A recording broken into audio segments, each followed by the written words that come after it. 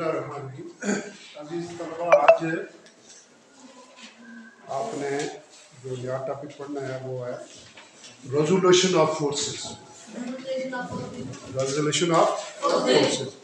इससे केवल आपने ये समझा था कि पैरेलल फोर्सेस क्या होती है और एंटी पैरेलल फोर्सेस क्या होती है।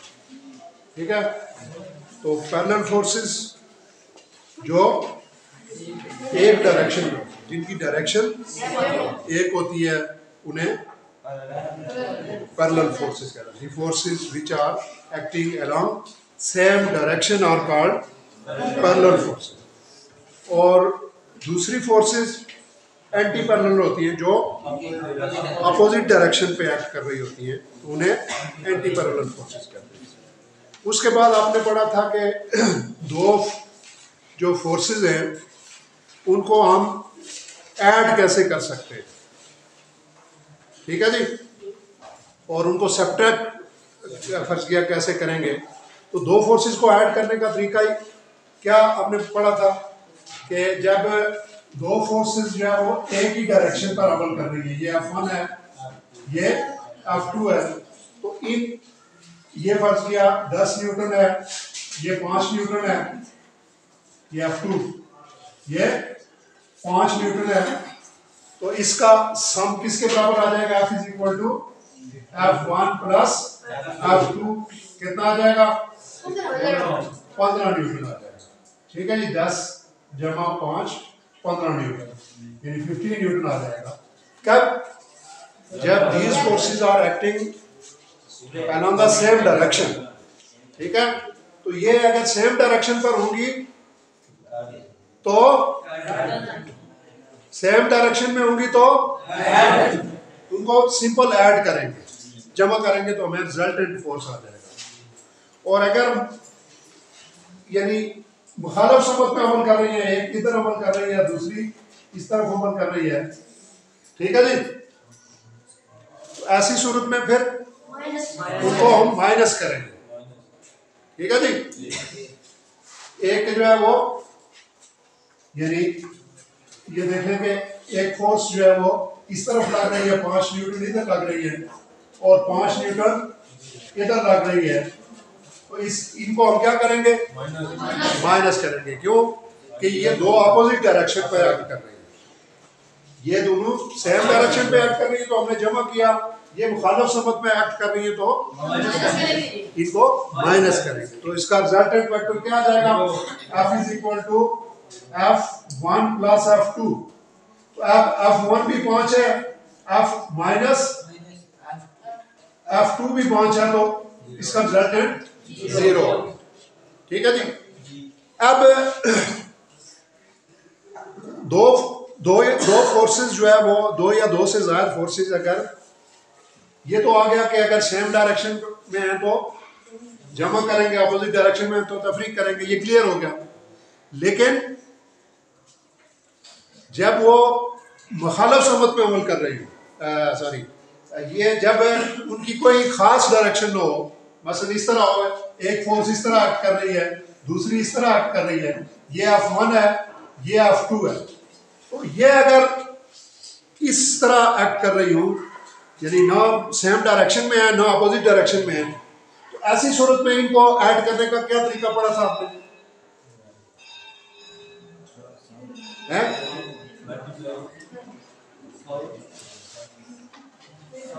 यानी इस तरह की जो फोर्सेस हैं उनको ऐड करने का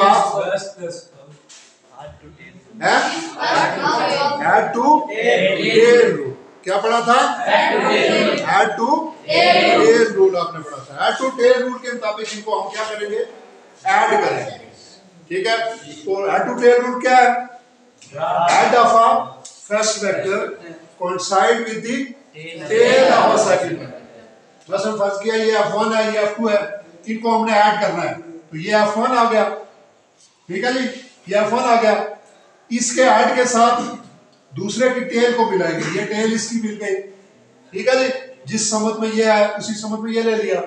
अब पहले और फर्स्ट वेक्टर की टेल को आखिरी वेक्टर के हेड के साथ मिलाएंगे, तो ये हमारे पास क्या आ जाएगा? रिजल्टेंट वेक्टर आ जाएगा। रिजल्टेंट वेक्टर एफ आ गया। समझ गए बात?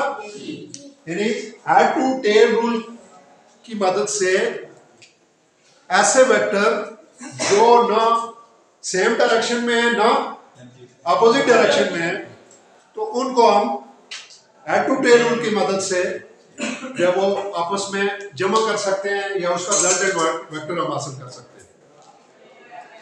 ठीक है जी? तो जो भाई और छोटे क्या कर रहे हो तुम? तो अब इस हेड टू टेल रूल इस्तेमाल करने के लिए 2-3 स्टेप्स हमने पढ़े थे। वो 2-3 स्टेप्स क्या थे?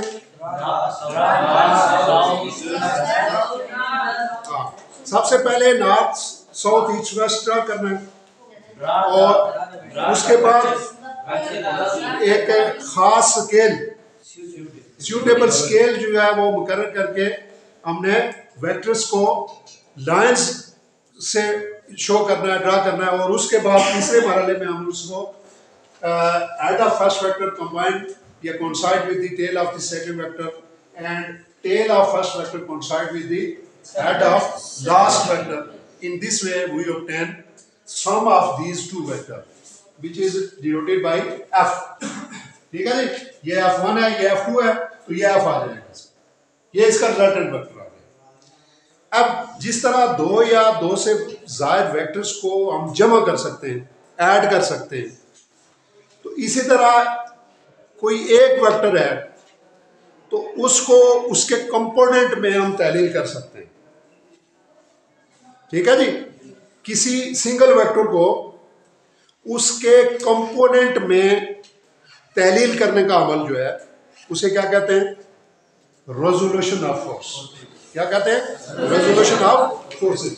सपोज हमारे पास ये सिंगल वेक्टर है, ये एफ आ गया, इसके हमने कंपोनेंट बनाने हैं। ठीक है? किसी एक वेक्टर को जिस तरह दो या दो से जायद वेक्टर को जमा करके एफ हमारे पास एक वेक्टर आया, रिजल्टेंट वेक्टर इसको हमने कहा। ठीक है? इसी तरह कोई एक वेक्टर अगर मौजूद हो तो उसको उसके कंपोनेंट में स्प्लिट करने के अमल को क्या कहते हैं? Resolution of forces. किसी सिंगल वेक्टर को उसके कंपोनेंट में स्प्लिट करने के अमल को क्या कहते हैं? Resolution of forces. ठीक है जी? Splitting of a single vector into its component is known as resolution of forces. यानी किसी वेक्टर को उसके अज्जा, कंपोनेंट क्या होते हैं? अज्जा। अज्जा क्या होते हैं? जिनसे कोई चीज मिलकर बनती है। ठीक है जी? यानी जिस तरह यहां ये देखें, ये रिजल्टेंट वेक्टर आ गया, ठीक है? इसके ये F1 और F2 इसके अज्जा है। ठीक है? यानी यहां कंपोनेंट मौजूद थे ना, तो हमने क्या मालूम किया? रिजल्टेंट मालूम किया। अब ये रिजल्टेंट मौजूद है, हमने इसके कंपोनेंट मालूम करने हैं कि किन दो वेक्टर के मिलने से ये बना हुआ। ठीक है? तो किसी भी सिंगल वेक्टर को उसके कंपोनेंट में स्प्लिट करने के अमल को क्या कहते हैं? Resolution of forces. ठीक है जी? Resolution of forces. अब किसी भी सिंगल वेक्टर के बेसिकली दो कंपोनेंट हो सकते हैं। कितने हो सकते हैं? दो कंपोनेंट हो सकते हैं। एक का नाम होगा एक्स कंपोनेंट और दूसरे का नाम होगा वाई कंपोनेंट। ठीक है? इसके लिए अगर हम फर्ज किया ये कोई कार्टेशियन प्लेन ले लेते हैं, ये कार्टेशियन प्लेन कहते हैं इसको, एक्स ओ एक्स। ठीक है? ये क्या कर X O X, Y Y O Y. यानी इसको ये इस तरफ ये एक्स इस तरफ पॉजिटिव, इस तरफ नेगेटिव होगा, वाई ऊपर पॉजिटिव नीचे नेगेटिव होगा। अगर इस तरह, इसको कहते हैं कार्टेशियन प्लेन। क्या कहते हैं इसको? Cartesian plane. ठीक है? तो कार्टेशियन प्लेन में अगर इस वेक्टर को हम इस तरह शो करें, ये एफ वेक्टर, ये कार्टेशियन ट्रेन है, तो यहां इसके दो कंपोनेंट बन सकते हैं। इसके सपोज इसको ओ ए का नाम दिया हमने या ओ बी, कोई भी नाम आप दे सकते हैं, ठीक है। ओ बी ए फोर्स है या वेक्टर है जिसको हमने स्प्लिट करना है उसके कंपोनेंट में।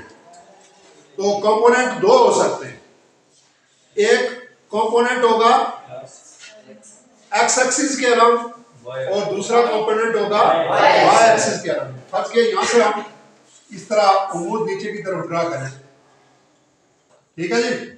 तो ये यहां दो कंपोनेंट बन गए, ठीक है जी। एक एक्स एक्सिस के अराउंड है इस तरह, इसको क्या कहेंगे,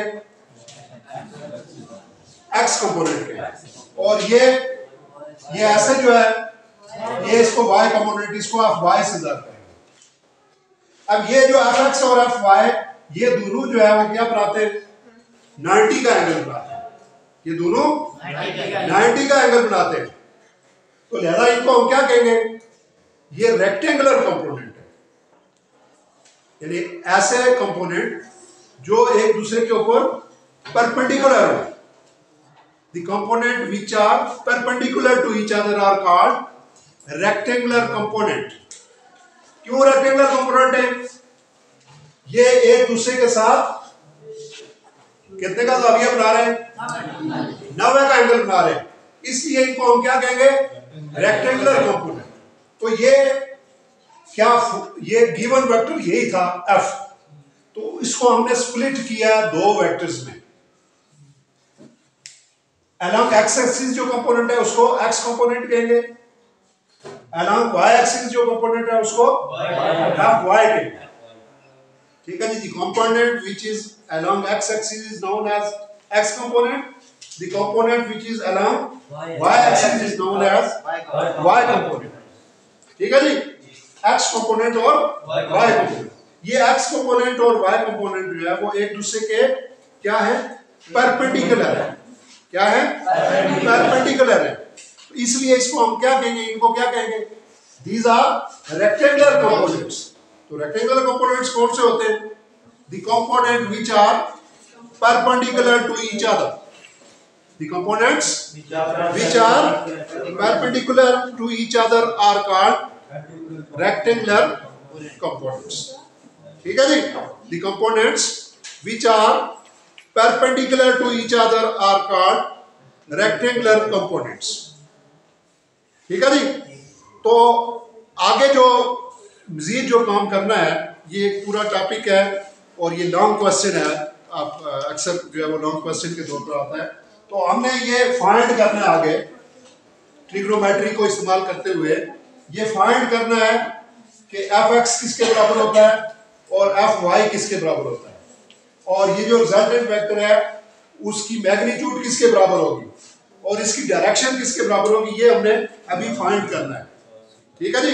तो नेक्स्ट चैप्टर, नेक्स्ट पीरियड में जो है हम इसको एफ एक्स की वैल्यू भी फाइंड करेंगे, एफ वाई की वैल्यू भी फाइंड करेंगे, और ये भी बताएंगे कि एफ किसके बराबर होता है और उसकी डायरेक्शन जो है वो किस तरह हम फाइंड करेंगे, ठीक है जी।